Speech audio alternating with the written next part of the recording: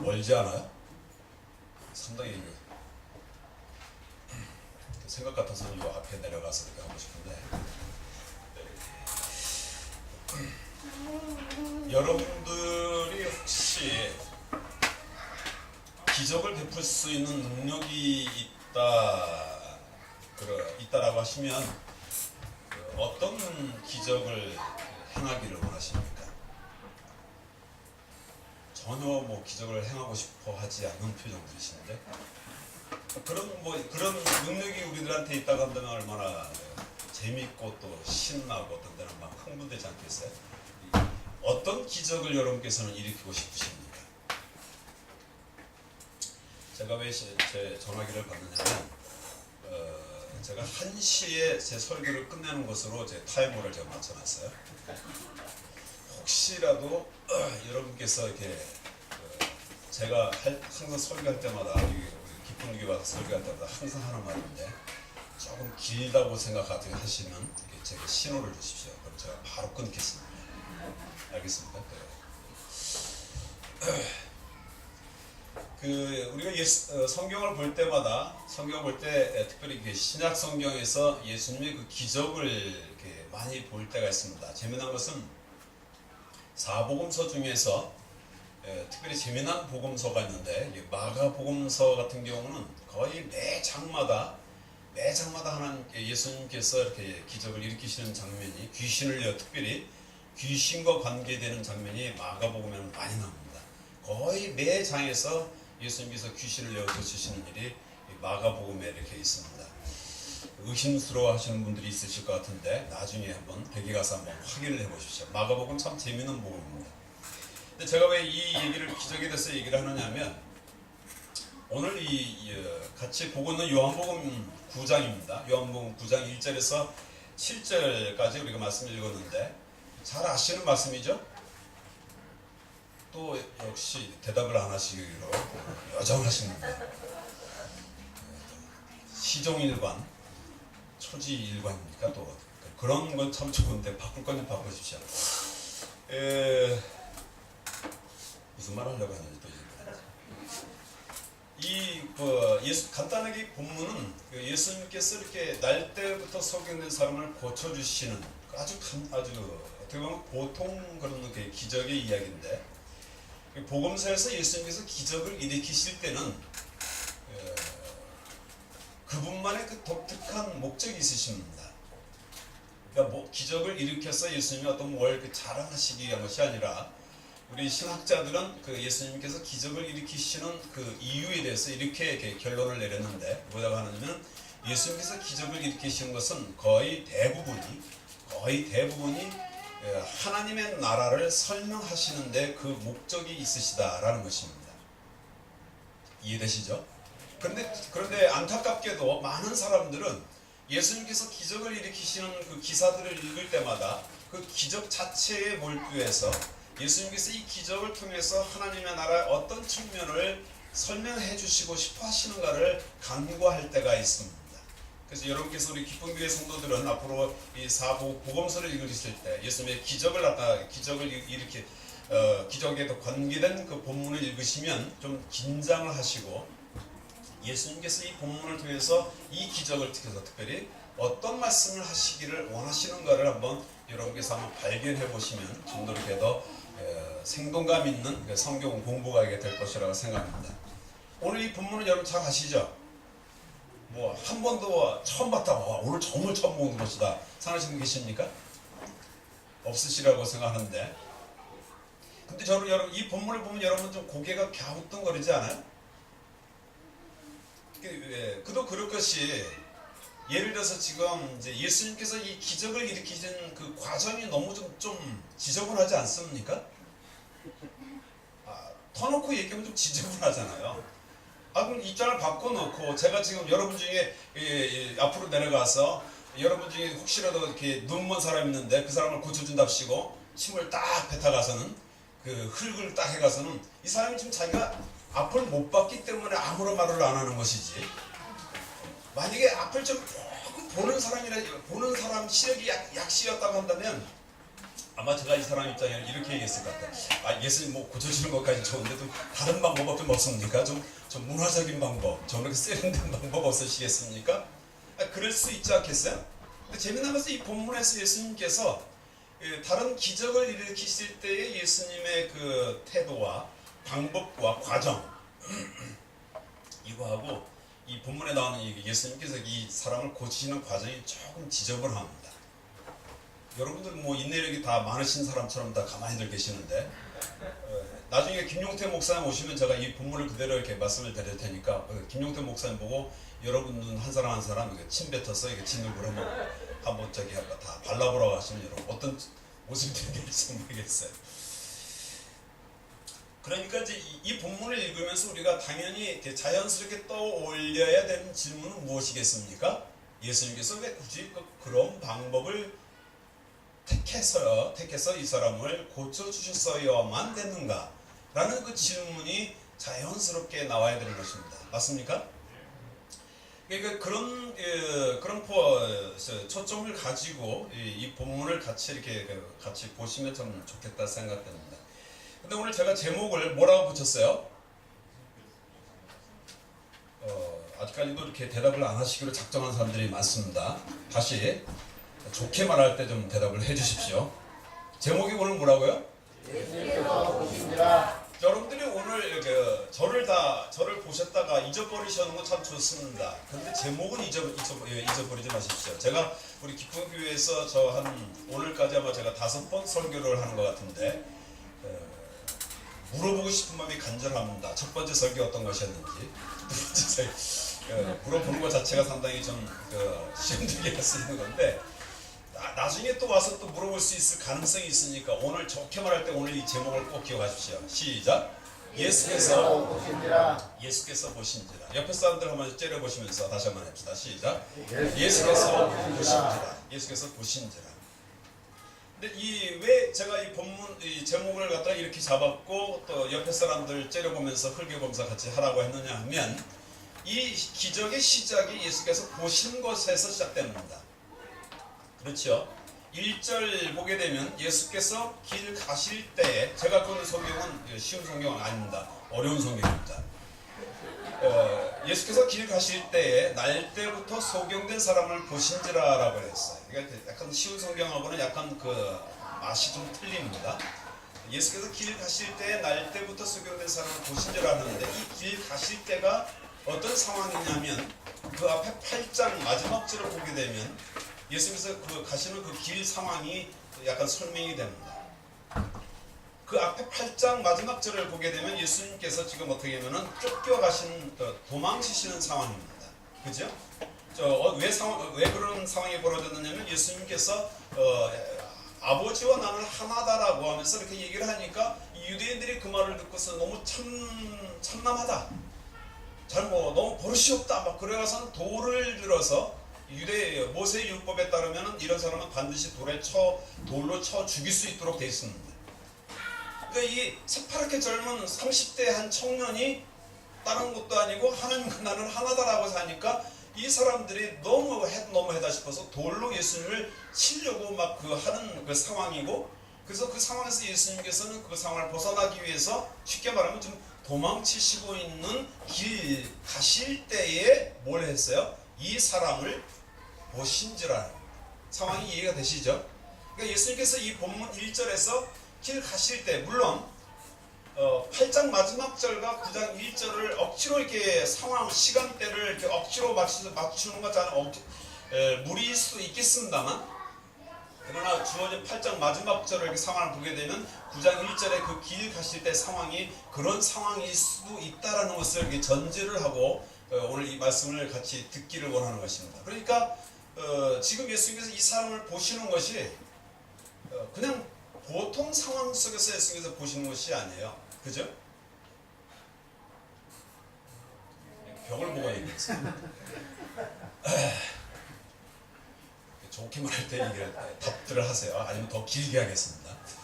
그러니까 지금 이제 그 길 가실 때 상황에서 길 가실 때 이 사람을 보신 겁니다. 그러니까 이 사람은 예수님을 부르지도 않았어요. 그죠? 이 사람은 또 예수님이 지나가는 줄도 몰랐습니다. 그런데 예수님께서 능동적으로 이 사람을 보셨습니다. 그런 위급한 상황, 다급한 상황임에도 불구하고 이 사람 앞에 서셨어요. 예수님만 혼자 도망치실까요? 예수님의 그 제자들도 같이 우르르 도망치지 않았겠습니까? 상황이 재밌지 않아요 지금? 예수님께서 고맙습니다. 타이밍을 맞춰서 제가 물어볼 때 대답했어요. 지금 그러니까 이 사람은 예수님은 이 사람이 자기를 부르지도 않았음에도 불구하고 예수님께서 이 사람 앞에 서셨어요. 보셨어요. 그리고 기적을 일으키신 겁니다. 예수님께서 보셨다. 제목을 그렇게 잡았는데 예수께서 보신 어떤 사람을 보시면 일이 생깁니다. 맞습니까? 그러니까 예수님께서 오늘 제목은 제가 간단하게 잡았습니다만 예수님께서 보신지라지만 예수님께서와 그 보신지라 사이에 어떤 사람 이름을 예수께서 아무개를 오늘 본문을 보게 되면 예수께서 날 때부터 소경된 사람을 보신지라 보기다가 여러분 이름을 한번 집어넣으시면 더욱더 큰 은혜가 되실 줄 믿습니다. 그리고 그 사람을 붙잡고 기도하십시오. 오늘 이 본문에서 예수님 날 때부터 소경된 사람을 그 사람도 부르지도 않았고 그 사람은 예수님이 자기를 보고 계시는 줄 몰랐음에도 불구하고 예수님께서 그 사람을 보신 이유가 무엇이냐면 이 사람이 날 때부터 소경된 사람인 것을 예수께서 그 순간적으로 찰나적으로 알아채시고 이 사람 앞에 서셨다고 한다면 예수님께서 지금도 제 인생 앞에 제 앞에 여러분 앞에 서셔서 저를 볼 수도 있고 여러분을 보실 수도 있고 예수님께서 저를 보시고 여러분을 보신다고 한다면 그냥 보시고 가만히 계실 분이 아니라는 사실을 오늘 이 본문이 얘기해주고 계시는 겁니다. 한국말 참 잘 나오네요. 제가 저렇게 이렇게 러시아스 교회에서 러시아 말로 설교를 나가는데 상당히 좀 이렇게 안에는 긴장된 것이 좀 있습니다. 한국말 제때 잘 안 튀어나와서 번역 속에서 또 번역 과정을 통해서 한국말을 하는데 이해되시죠? 네. 오늘 더 할까요? 이 부분? 더 할까요? 그러니까 이렇게 쓰면 좋겠어요. 여러분께서 오늘 예배를 드리시는데 다른 많은 것을 이렇게 생각하실 수도 있겠고 그렇지만 이게 한 가지 먼저 잡았으면 좋겠다 싶은 것은 예수님 저를 좀 봐주시면 좋겠습니다. 그렇게 한번 기도를 속으로 한번 해보십시오. 차마 이 사람은 그런 말이 어떻게 될 수 있을지 모르겠습니다만 이 사람은 예수님이 지나가는지도 몰랐다고 얘기를 했습니다. 우리도 그럴 수도 있어요. 그렇죠? 그런데 내가 부르지 않았음에도 불구하고 예수님께서 서셔서 제게 빛을 주시는 것이 오늘 본문의 이야기 아닙니까? 이것이 기독교입니다. 기독교입니다. 제가 불교 집안에서 태어났고 제가 아랍어를 전공을 했기 때문에 이슬람도 공부를 했기 때문에 세계 유명한 3대 종교는 제가 비교 종교학적인 측면에서 얘기할 수도 있습니다만 그거 얘기하면 돌 맞을 것 같아서 말을 안 하겠습니다만 이 불교가 그렇지는 않습니다. 이슬람에서 그렇지는 않습니다. 오직 우리가 하나님의 예수 그리스도의 은혜로 하나님을 알게 된 우리 기독교인, 우리 크리스찬들에게만 주어지는 우리가 보지 못함에도 불구하고 주께서 우리 앞에 서신 그런 은혜가 있으신 겁니다. 이런 일이 내 삶에 있어서 자주 반복된다면 그 삶은 정말로 윤택한 삶이 되는 거죠. 기름진 삶이 되는 것이고 아주 기쁜 삶이 되는 것입니다. 이 기쁜 교회는 어떤 때 기쁜 교회가 되느냐 하면 예수님이 자주 어떤 사람 앞에 서시는 그런 사람들로 가득 찰 때 이 교회는 기쁜 교회가 되는 것입니다. 믿습니까? 그러니까 이렇게 이 얘기를 하게 되면 여러분께서 던지셔야 되는 질문이 어떤 질문이냐면 예수님은 나의 평생에 나를 몇 번 보셨는가? 물론 우리는 그분이 나의 전 삶을 지켜보시고 계시다라고 우리는 믿습니다만 얘기가 골자는 그게 아니지 않습니까? 예수님께서 나의 삶에 있어서 이 본문의 이 사람을 보아주시는 것처럼 나를 몇 번이나 보셨고 나는 또 그것을 얼마나 원했는가를 한번 이 시간에 여러분께서 확인을 해 보셔야 될 것입니다. 예수께서 보신지, 예수께서 보신지, 예수께서 변성대 선교사를 보시냐. 제가 이제 한국에 있을 때 제가 목소리 큰 것 중에 큰 이유 중에 하나가 산기도를 많이 해서 그래요. 산기도. 제가 여기서 이렇게 주여라고 했지만 최소한 제가 한 1000명 모이는 데서는 마이크 없어도 내가 충분합니다. 왜 그러냐면 그 삼각산에서 밤새도록 기도를 할 때 쫙 외치는데 제가 뭐 이렇게 하면 이거 다 망가집니다. 하루는 이제 산에 가서 이렇게 기도를 했는데 그 밑에 절이 있었어요. 절이 있었는데 거기도 좋게 그냥 얘기합시다. 스님이 이제 올라와서 기도하는 것까지는 좋은데 왜 이렇게 마이크에다 대고 기도합니까? 그렇게 근데 이제 맞바람을 내고 이렇게 기도를 하는데 그래서 근데 그 소리를 꿰뚫고 이렇게 기도를 하는 거죠. 싸움입니다. 이 어둠의 영과의 싸움. 눈에 잘 안 보시겠습니다만 이게 그 싸움입니다. 그래서 이렇게 외치는데 어느 한순간에요 아주 소름이 돋을 때가 있습니다. 어떨 때일까요? 주님이 나를 보시고 계시다는 느낌을 받을 때. 지금도 그럴 수 있습니다. 지금 이 시간에도 하나님이 다른 사람이 바로 나를 보시고 계시다는 것을 그것이 느껴지는 사람이 있을 겁니다. 그게 은혜입니다. 그 하나님을 붙잡으셔야 됩니다. 그리고 그 주님과 이야기를 하셔야 되는 거죠. 왜 보십니까 주님? 주님께서 여러분을 보실 때 뭐 시비 걸기 위해서 보시겠어요? 여러분 뭐 책 잡기 위해서 보시겠어요? 여러분께서 한번 상상을 해보십시오. 저 타임머신을 타고 이 본문으로 한번 들어가 보실래요? 이 예수님께서 이 사람을 보시는 이 사람을 보실 때 어떤 눈빛으로 보시겠습니까? 그 눈빛을 여러분의 이웃 옆에 있는 사람들 한번 보여주시기 바랍니다. 난감하죠? 그런 눈빛이 별로 없으십니까? 예수님께서 지금 이 날 때부터 속에 있는 사람을 보시는 똑같은 눈이지만 어떤 때는 이 눈총이 될 수 있고 어떤 때는 눈길이 될 수 있습니다. 예수님께서 지금 이 사람에게 던지는 것은 눈은 뭐겠어요? 눈총이 아닙니다. 눈길입니다. 따스한 눈길입니다. 이 날 때부터 속인된 사람을 오늘 솔직히 이 본문은요 한 2시간은 얘기해야 돼요. 2시간. 뭐 저야 뭐 짧게 하고 가면 힘안 쓰고 가면 좋지만 여러분은 손해일 수 있습니다. 이 본문 그렇게 깊은 본문입니다. 그러니까 이 예수님께서 지금 이 사람을 보시는 것은 뭐라 그랬어요? 눈길입니다. 예수님께서 성경에 보면 눈길이 몇 번 나오지만은 가장 안타까웠던 예수님의 눈길이 어떤 때냐면은 베드로를 바라보셨던 예수님의 그 눈길. 그때도 저는 눈총이라고 보고 싶지는 않습니다. 3번 부인하고 돌아서는 베드로의 뒷모습을 바라보셨던 예수님의 그 촉촉한 눈길. 그것이 또 생각나기도 하고 그 눈길과 오늘 이 본문에서 날 때부터 속여낸 사람을 보고 계시는 예수님의 그 눈길은 바로 여러분을 향한 눈길일 수 있습니다. 아멘이십니까? 네. 여러분 그렇게 기도하십시오. 주님 그 눈길이 그립습니다. 예수님의 그 눈길이 제게 참 필요합니다. 그 눈길 저도 주님을 그런 똑같은 눈길로 보고 싶습니다. 요한복음 21장에 보면 이 베드로가 바다에 뛰어들어서 예수님께로 가르침을 본문이 나오지요. 그죠? 안 나오나요? 여러분 성경에는? 제 성경에는 나옵니다. 요한복음 21장에 보면 베드로가 물고기 잡다가 예수님께서 딱 가니까 요한이 선생님이시다니까 겉옷을 벗고 있다가 딱 눌러서 어떻게 뛰어내리잖아. 근데 뛰어내려서 헤엄을 치는데 그때 여러분 어떻습니까? 베드로가 천천히 슬로우로 했을 것 같습니까? 퀵으로 했을 것 같습니다. 할 수 있는 대로 할 수 있는 모든 그 자유형 최고 속도 막 웃으면서 갔을까요? 근데 힘은 막 이래서 최고 속도로 빨리 헤엄쳐가지만은 이 눈은 예수님을 바라볼 수 없었을 거예요.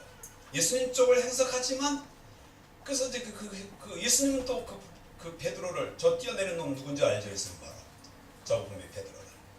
그리고 그 베드로가 지금 막 힘있게 막 빨리 이렇게 서둘러서 오는 베드로를 예수님께서 보시고 계시지 않습니까? 그때 그 눈길도 기억이 되시나요? 성경으로는 써 있지는 않습니다. 이건 우리들의 몫이에요. 이거 찾아내야 됩니다. 그 지금 제가 왜 자꾸 이런 얘기를 하느냐면 이 사람을 날 때부터 소경된 사람을 바라보시는 그 눈길의 그 따스함, 그 무엇인가를 하시고자 하시는 그 눈길을 정말 여러분께서 실제적으로 느껴보실 수 있으면 좋겠다 싶어서 이렇게 자꾸 강조를 합니다. 여러분의 삶에 있어서 그것이 자꾸 반복되면 정말 해피한 삶이 되는 거죠. 척박한 우리 러시아 땅에서 살고 있습니다만, 그래도 아까 제가 왜 산기도를 얘기를 했냐면 막 그렇게 하다가 예수님이 나를 보시고 계시는 그 눈길이 느껴지면요, 제 영이 살아납니다. 제 영이 살아나요. 눈물이 나오고 피에 콧물이 나오고, 두 가지 공통점 다 짭니다. 정말 창피한 줄 모르고 엉엉 울면서 예수님 보시고 계시지. 다른 말도 필요 없어요. 주님은 나를 보시고 저도 눈을 들어서 나의 주님을 보고 있고. 근데 재미난 것은 이 사람은 예수님이 자기를 바라보고 있는 걸 모르죠. 나중에는 알게 됐죠. 똑같은 예수님을 바라보지만 지금 이 사람은 눈을 이렇게 못 보고 있습니다. 나중에는 바라보게 됩니다. 몇 분 후에 이게 얼마나 시간이 걸렸을지 모르겠습니다. 이렇게 걸렸어요. 근데 오늘 한번 생각을 해보시죠. 예수님은 왜 굳이 이 사람 앞에 섰을까? 왜 굳이 다른 사람도 아닌 날 때부터 소경된 사람 앞에 서셨을까라는 가장 기초적인 질문. 잘 아시잖아요. 그러면서 예수님께서 지금 이 본문 전체적으로 보게 되면 소위 그 컨트라스트, 그러니까 빛 대신 예수님과 빛이라고는 한 번도 보지 못한 사람, 어둠에 있는 사람과의 만남이 이것이 오늘 이 본문인 거죠. 이해가 되시죠? 이 본문이 살아납니까? 그러니까 이 본문 앞에 여러분을 한번 세워보십시오. 그 예수님께서 왜 다른 사람 아닌 날 때부터 소경된, 그리고 그 사람 앞에 하셔요. 그 사람한테 하는 얘기가 이 사람을 통해서 하나님의 하시는 일을 나타내고자 하심이니라라는 얘기를 하셨는지 이해가 좀 더 되시죠? 이 사람은 우리 인생을 전체적으로 우리 전 인체 인생을 상징합니다. 왜냐하면 날 때부터 소경이 됐기 때문에 빛을 모르는 거예요. 빛이라고는 단어를 들었겠지만 빛에 대한 그 컨셉이 없는 거예요. 개념이, 빛이 설명을 하지만 그러나 그 빛이 개념이 안 들어오는 겁니다. 왜냐하면 날 때부터 쉽게 말하면 어둠에서 태어났다가 지금까지 어둠에서 살고 있는 사람 앞에 누가 나타났어요? 빛 대신 예수님이 서신 것입니다. 이제 이 기적의 이유가 설명이 되는 거죠. 그러니까 날 때부터 소경된 사람은 이 예수에서 빛이라고는 구경도 못하고 어둠 속에 익숙해져 있는 사람, 이것이 바로 우리들의 모습이 아니겠습니까? 우리도 예수님을 알기 전에는 나 자신의 어둠 속에 얼마나 갇혀 있었습니까? 여러분 잘 아시는 요한복음 1장에 보게 되면 그가 자기 백성에게 왔지만 그 자기 백성이 그것을 깨닫지 못했다면, 그저 빛이 자기 백성에게로 왔는데도 불구하고 그 백성들이 그 빛을 깨닫지 못할 정도의 칠 같은 어둠 속에서 살고 있었던 것이 우리 모든 사람들입니다. 이 오늘 본문에 나오는 이 이름이 안 써 있어요. 왜 이름을 안 썼을지는 나중에 하늘나라 가면 물어보겠습니다. 일부러 이름을 안 쓴 것 같아요. 이 사람은 바로 저도 될 수 있고 여러분도 될 수 있지 않겠습니까? 그렇죠? 이름 써놓으면 그 사람한테만 일어난 일, 그렇게 얘기할 수 있지 않겠습니까? 그래서 아마 요한은 의도적으로 이 사람의 이름을 안 썼을지는 모르겠어요. 그건 제 개인적인 추측입니다만 저는 그렇게 생각합니다. 여러분이 믿든 안 믿든 저는 그렇게 믿습니다. 그러니까 이 날 때부터 빛을, 이 사람에게, 그러니까 이 사람의 삶에 있어서 이제 빛이 처음으로 나타나는 거예요. 이제 빛을 알게 된 겁니다. 빛을, 더 쉽게 말하면 빛을 맛보게 된 것입니다. 우리는 빛 가운데 있다고 하지만 빛 가운데 있어서 빛을 잘 모릅니다만, 저도 예수님을 믿기 전까지, 예수님을 거듭나기 전까지는 저 나름대로의 그 빛이라고 생각하는 그 어둠 속에서 살고 있었습니다.